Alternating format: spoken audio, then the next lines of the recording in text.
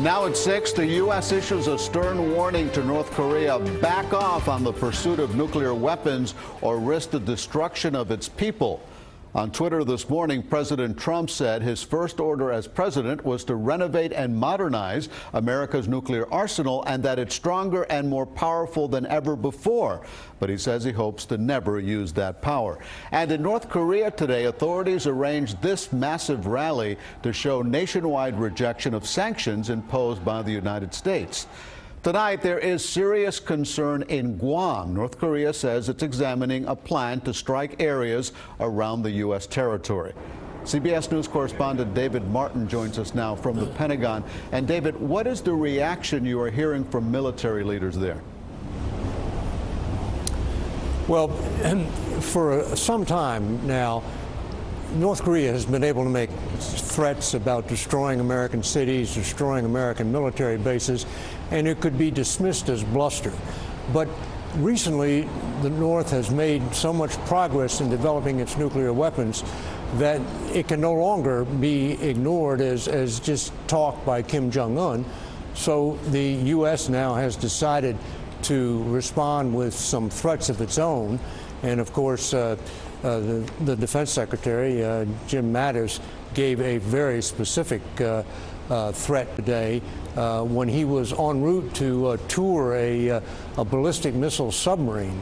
And that was simply a coincidence that he was going to visit that submarine. But that one submarine is capable of carrying up to 200 nuclear warheads, which is many more than even the worst case estimates of North Korea's nuclear arsenal. David, is the U.S. taking any military steps to protect Guam after the rhetoric we've heard about Guam being threatened? Well, the U.S. already has deployed interceptor missiles on Guam, a system that is called THAAD. So they have taken steps quite some time ago now to defend Guam against a missile attack from North Korea. It is still not clear that North Korea has the capability to launch that kind of attack, because although they have fired missiles with a great enough range to reach Guam, they have not yet proven that they can guide those missiles accurately enough to actually hit targets in Guam. David, are you sensing any hope that China will play a more prominent role in de-escalating these tensions?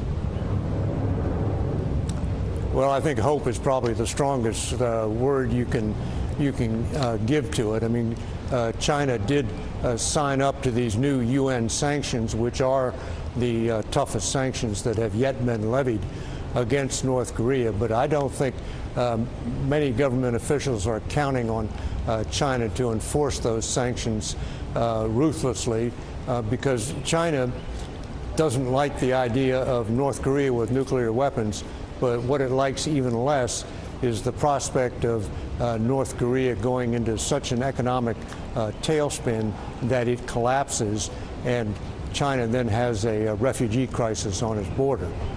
All right, David Martin, live from the Pentagon tonight. David, thank you very much. And look for David's reporting on the North Korea threat tonight on the CBS Evening News at 6:30.